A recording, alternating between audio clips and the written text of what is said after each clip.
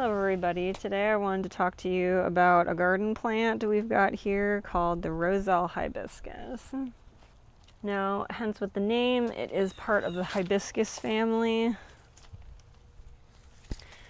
and is related to a couple other, there are some other species within this family. Actually, if you look right over there, there is a cranberry hibiscus, the one with the red colored leaves. So that plant is very similar to the one we have here, the Roselle. And as you can see, it is in fruit right now.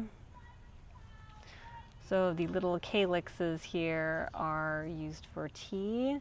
You can also eat them just like a fruit as well. And these ones here, some of the big ones, look about ready. So as you can see here, inside the red part, that's the part that I dry to use for tea, or as I said, you can eat it as a fruit. It's very tangy. It does taste similar to a cranberry. People also like to make juices with them. Some people make jam, so there are a lot of uses for it. As you can see inside here, this is where the seeds are. Now this, while the fruit is ripe, the seeds are not viable yet. So when you want to get seeds, you are going to allow the calyxes to dry up completely before pulling them off. And then once you do that, the seeds will have dried and will be ready to be used for the next year. But if you're just harvesting for tea or for edible purposes, a lot of them look about ready now. They're pretty tender, not too tough. The leaves are also edible. I would compare the flavor to being similar to the way the calyxes taste. They're a little bit tangy. You can eat these as a raw vegetable. You could put them in your salads if you want to, but my favorite way to use it is I cook it into curry when I make it. I think that the tangy flavor adds something to that, so that's one of my favorite ways to use the leaves. You can make cuttings from the Roselle plant. As you can see here, these are some that I've had sitting in water for a while, so it's about time I get those into the dirt.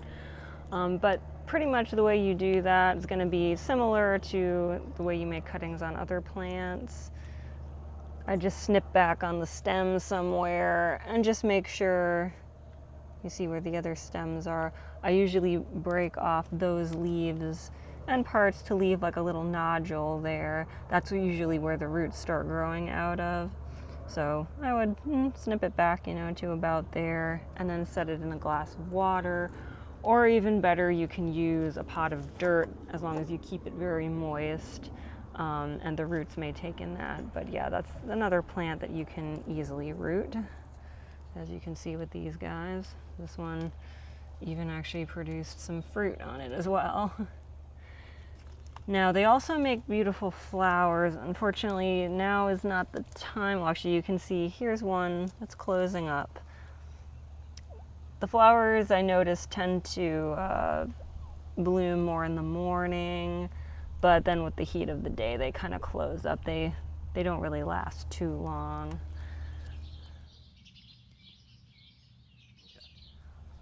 The calyxes are also have vitamin C in them, so a lot of people also like drinking the tea as like a replacement for like rose hips, since people will drink that for the vitamin C content.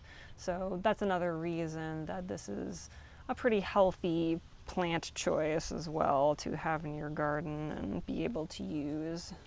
So another thing I'd like to mention about the Roselle calyxes is when I'm harvesting them, I happen to notice that my fingers turn very, very purple when I'm doing that. So they definitely have a very high pigment content in them. And as a person who does a lot of work with yarn and wool, I'm interested in dyeing the wool and yarn with natural plant dyes. And I have not gotten to experiment with this yet, but I am suspecting that probably the Roselle calyxes would be very good to use for that because of the amount of pigment that comes off of it. Like when you make the tea, it turns so red, very beautiful red color. So I have a feeling it probably has some very good potential for using as a plant dye, though I have not experimented with it yet. But if any of you have, let me know how it went if you did. Something else I want to say about this plant, because as you can see, it's not very tall at all. Normally these plants do get very big. I mean, one year we had maybe like 4 or 5 of them, and they were at least as tall as me, if not taller. So they really do get big and bushy.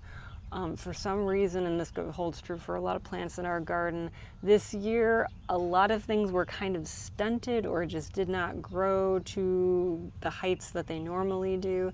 So that's something else I just wanted to say about this.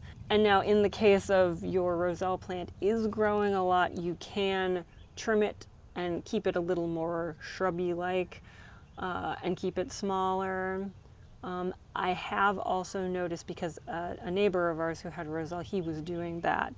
And I did notice that he actually got bigger calyxes on his plant because he was keeping the plant smaller. So when it gets bigger and taller and you let it go like that, it seems to get more calyxes, but they will be smaller. That's just something I've observed from noting my experience with growing the Roselle and what I've seen with other people's plants as well and how they were keeping them. So I just wanted to show you up closer the Cranberry Hibiscus plant. So like I said, this one is related to the Roselle. As you can see here too, it's the beginnings of the calyxes are happening here. Now these ones do not get the large red edible calyxes like the Roselle do. For this plant, mostly the leaves are edible. So again, I've used these in curry. The leaves are very similar to the Roselle. They just do not produce the same kind of fruit on them. You can make cuttings of this one as well fairly easily. This one gets, again, like the Roselles, they can get pretty tall. As you can see, this one is definitely a lot taller than the Roselle plant I was showing you. And as you can see where the calyxes are, that's where the flower comes out of. And these also have very beautiful flowers. So while I also recommend these plants because they're very heat tolerant and they have a lot of edible qualities to them that can be used, they have a lot of ornamental value, definitely. I mean, as you can see, this is a very beautiful plant in general, but both the Cranberry Hibiscus and the Roselle also have very beautiful flowers. So when you like plants like hibiscuses, I would recommend that would probably be something, something you would like to look into, even if just as an ornamental plant.